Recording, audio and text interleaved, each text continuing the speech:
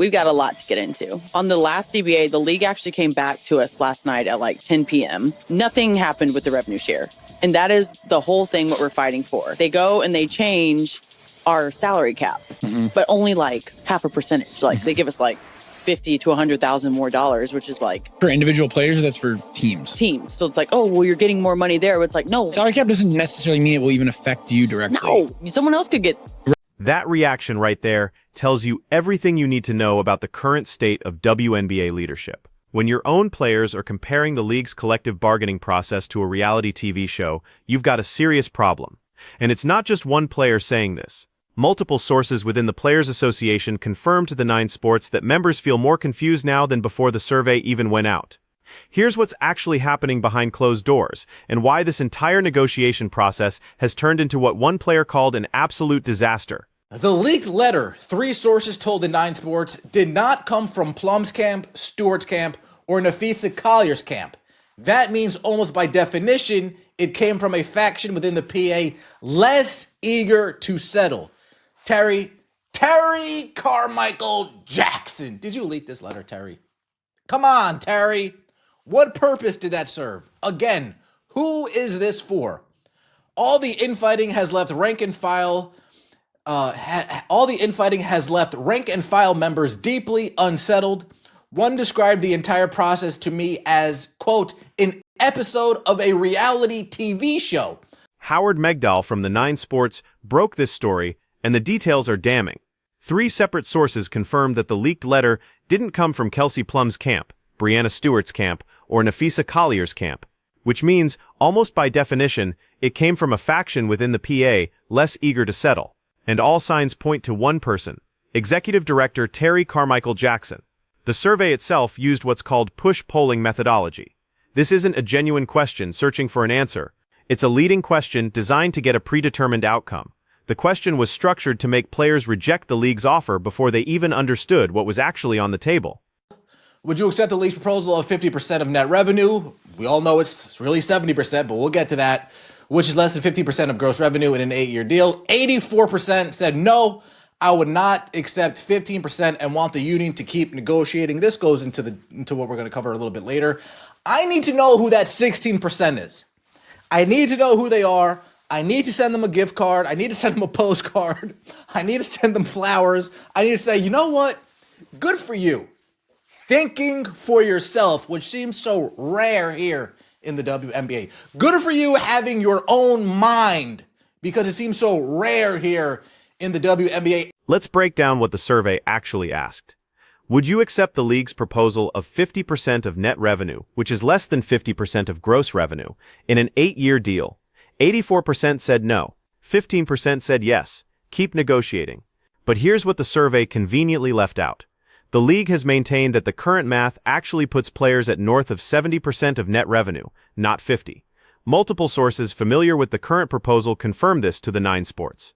So the survey question was fundamentally misleading from the start.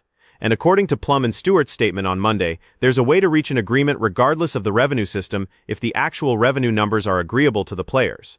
But the PA hasn't even entertained that possibility in a proposal back to the league. It's now March 4th, and they still haven't made a counteroffer. We went over that. And the survey, 6 people who saw it told the Nine Sports it left them more confused than before. So again, who is this for? Not for members of the EC who sound ready to make a deal. So there are members of the EC who are ready to make a deal. Not for members of the EC who believe massive further negotiation is required, yet during Tuesday night's 3-hour call did not get into any details of the current proposal or hear what the PA plans to respond by asking for, let alone when, as the clock keeps ticking. Not for the middle class of players, more confused than before about what the end game is. These players have no idea what's going on. They have no idea what's going on. Yeah, 6 people who actually saw the survey told the Nine Sports it left them more confused than before they took it. Think about that for a second. The entire purpose of surveying your membership is to gauge their position and inform your negotiating strategy. Instead, this survey created more confusion and division.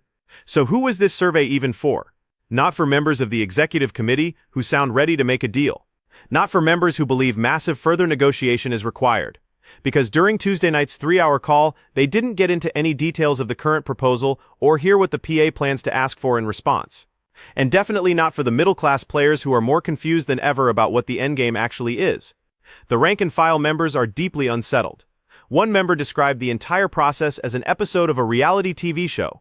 And honestly, that comparison is more accurate than it should be.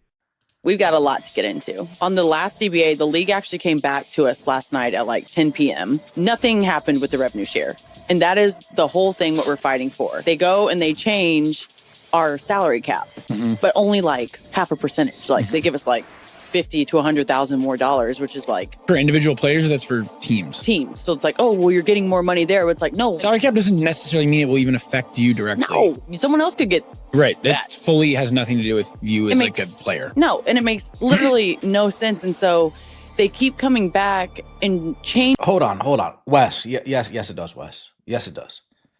If Sophie Cunningham was going to get $750,000 and the salary cap added an extra $100,000, that literally means that she can make an extra $100,000. Now let's talk about Sophie Cunningham, because this is where it gets really frustrating. Sophie's one of the more intelligent players in the league. She's built a strong personal brand with endorsements from Reebok and Arby's, she's showing up at NASCAR events, and she's generally been a savvy businesswoman. But when it comes to this CBA negotiation, she's just regurgitating talking points that don't hold up under basic scrutiny. Watch what she said about the league's latest proposal. They came back at 10 p.m., changed the salary cap by $50,000 to $100,000 for teams, and Sophie's argument is that this doesn't affect her directly because it goes to the team, not to individual players. Let me explain why that's completely wrong. Wes, come on, man. Wes, you're better than this, bro. Wes, my brother. You're better than this, Wes. Come on. You know how this works. So you're saying all right, well, let's say they raise the salary cap to $7 million. Oh, it doesn't really affect anybody. Nobody. Come on, man. Come on. Like, no, Salary cap doesn't necessarily mean it will even affect you directly. no, someone else could get Right. that. It fully has nothing to do with you as like a makes- player. No, and it makes literally no sense. And so they keep coming back and changing literally like half percentages Yeah. of things we're not even asking. Do you think it's like a smokescreen to be like, hey, we're giving you this. Meanwhile, we're like not actually. If Sophie Cunningham was going to make $750,000 under the current salary cap, and the league adds an extra $100,000 to that cap, that literally means she can now make $850,000. The salary cap is the ceiling for what teams can pay their entire roster. When that ceiling goes up, individual player salaries can go up proportionally. This is basic salary cap economics. If the cap was raised to $7 million total, would Sophie still argue it doesn't affect anybody? Of course it affects players. Every dollar added to the team's salary cap creates more room for individual player contracts. And this isn't just Sophie. This same flawed logic is being repeated by multiple players across the league, which tells you that either they genuinely don't understand how salary caps work, or they've been coached to dismiss any offer that doesn't explicitly say revenue sharing on it. It matters. Yeah, I think like they won't even talk about revenue share, but that is our whole fight is revenue share. If you're the league and I'm the player and you buy my jersey in the NBA, if you're paying $100, the league gets $50, I get $50. You guys keep telling me don't compare you to the NBA. Fuck.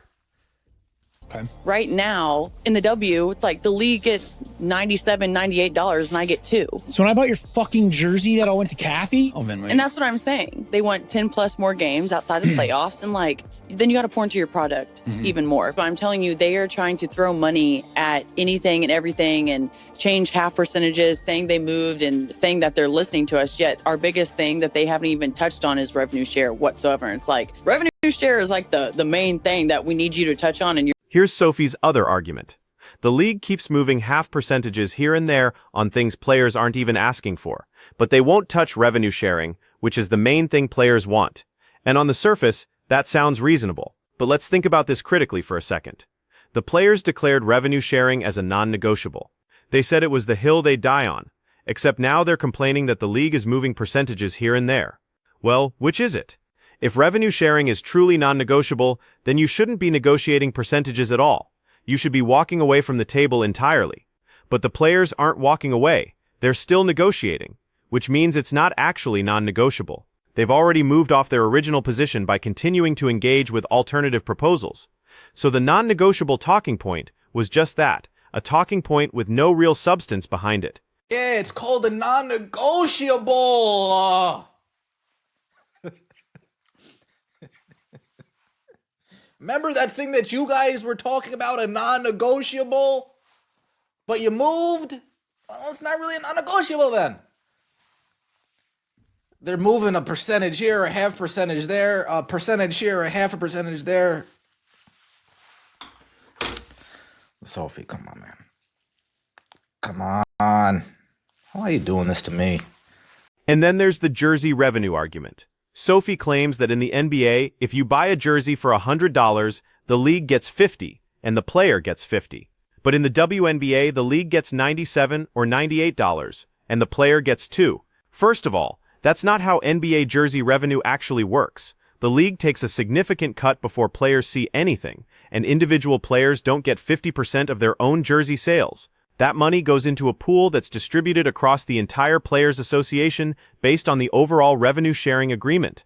But more importantly, this comparison completely ignores the fundamental difference in revenue generation. NBA jerseys sell in massive volume because the NBA has built a fan base over 75 years that actually buys merchandise at scale. The WNBA is still building that customer base. You can't demand the same revenue split when you're not generating the same revenue. Cam.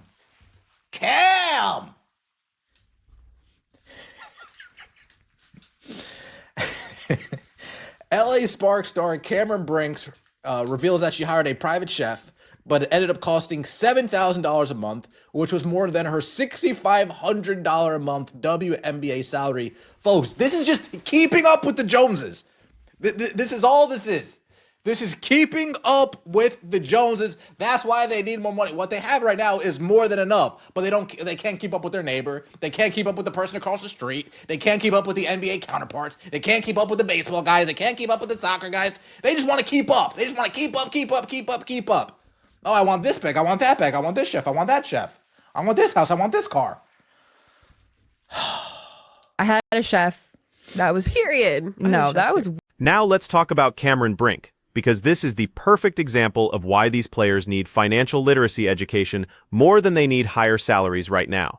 Cameron went on a podcast and revealed that she hired a private chef who was charging her $7,000 a month.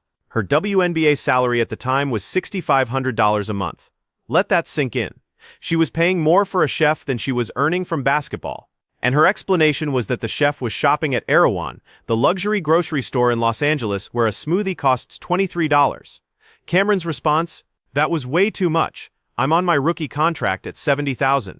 We cannot be doing that. This isn't about the WNBA not paying enough. This is about a Stanford-educated athlete making catastrophically bad financial decisions and then blaming her employer for not subsidizing her luxury lifestyle. In the WNBA. Good for you having your own mind, because it seems so rare here in the WNBA. Everybody seems to think the same.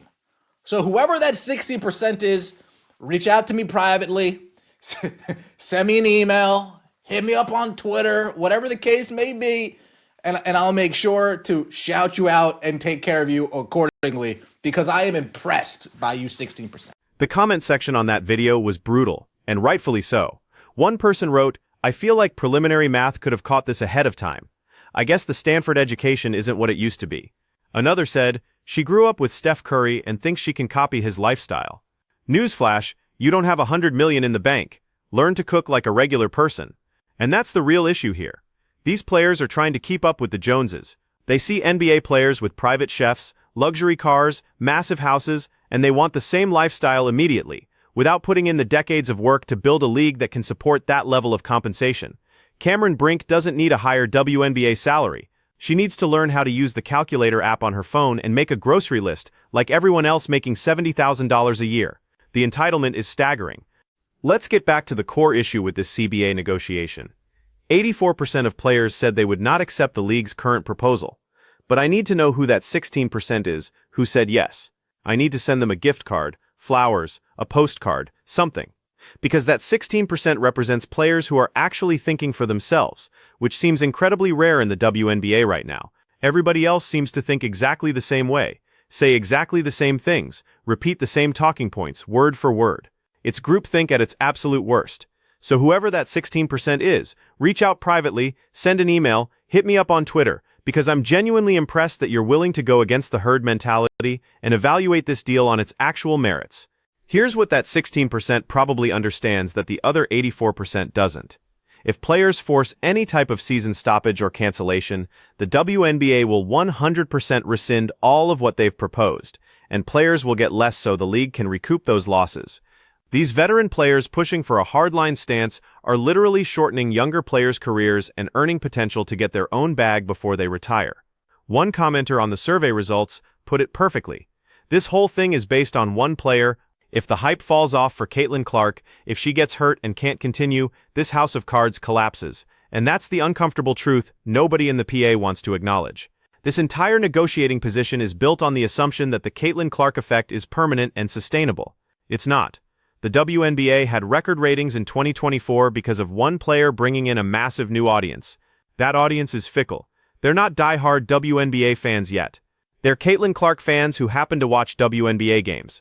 If she has a sophomore slump, if she gets injured, if the novelty wears off, those viewers disappear. And then what? You've locked yourself into a revenue-sharing deal based on inflated numbers that will never be replicated. The Players Association is negotiating like they have leverage. They don't.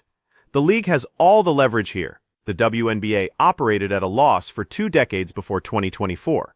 The NBA subsidized the league's existence out of goodwill and a desire to grow women's basketball. Now, for the first time ever, the WNBA might actually be profitable.